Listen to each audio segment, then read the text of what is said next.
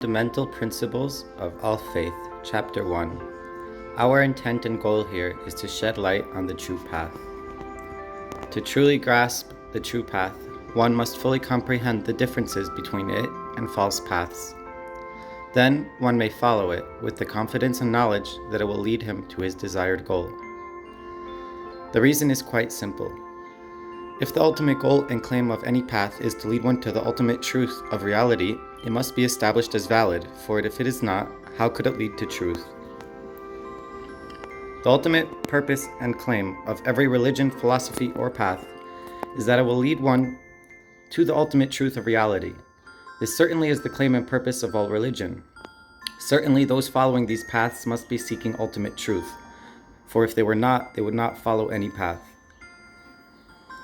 Therefore, it is incumbent upon every seeker of truth to contemplate truth. This can be said to be the beginning of the path to truth. A person who has not investigated truth cannot be a true seeker of truth.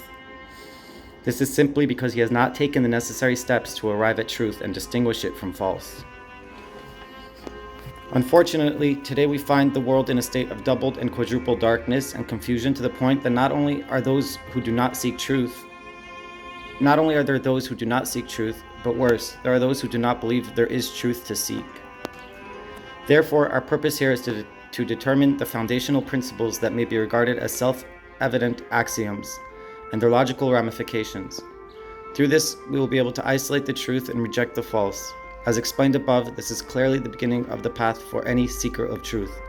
It is therefore the beginning of acquiring divine wisdom and insight into the true reality of God. The first axiom, that is, the first self-evident truth that is foundational to all other self-evident truths, is our own existence. And although the fact that we exist cannot be tested in a laboratory, there is not a single person on earth who can deny or escape the basic truth that he exists. Certainly no one was willing to die based on this assumption. Moreover, the awareness of existing is far greater and more powerful than any other experience. The very fact that we are aware and experience anything is proof positive that we exist, for otherwise, who is experiencing? We therefore accept our existence as self-evident in everything we do, for if we actually believed we did not exist, we would be incapable of doing anything.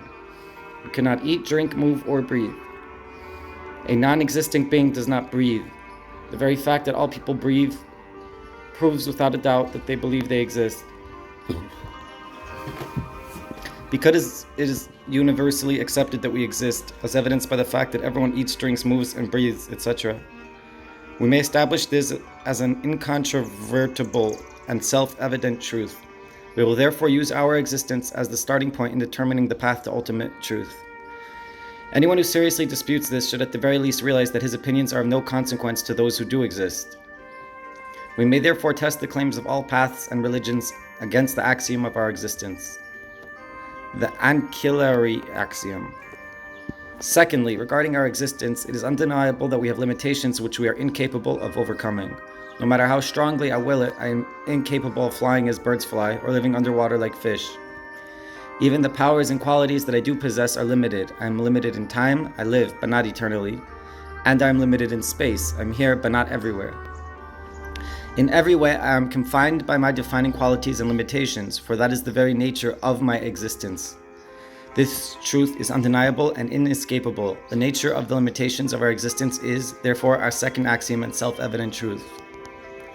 Now, we do not ask that any of our arguments be accepted on faith alone.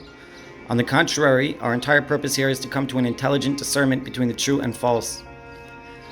Therefore, all we ask is that the reader be objective and set aside his presuppositions and prior beliefs. He need not reject them outright, but merely disregard them for now. The reason is quite simple. The strength of long-held beliefs and preconceived notions may be so overpowering as to blind one to truth. Furthermore, the power of desire is far greater than all the powers of the mind. It therefore has the power to overcome one's perceptions, distort his reasoning, and deceive him into mistaking truth for false and false for truth. An example of how desire can distort the intellect and conjure faulty rationalizations may be understood by the example of a child who desires a bicycle. Because he desires the bicycle, his brain races automatically with rationalizations for why he needs it. He goes to his mother and tells her, "I need a bike to go to school every morning." Clearly this is not the true reason, but he has convinced himself of it. The proof is in his reaction when his mother tells him, "Don't worry, honey, I'll drive you to school every morning." Now his intellect reverts back to its original desire and he throws a tantrum saying, "But I want a bike." Likewise, in our case, if one does not objectively analyze his beliefs, his conclusions will be distorted by preconceived notions and desires that he has picked up along the way, without truly examining whether they were true or false.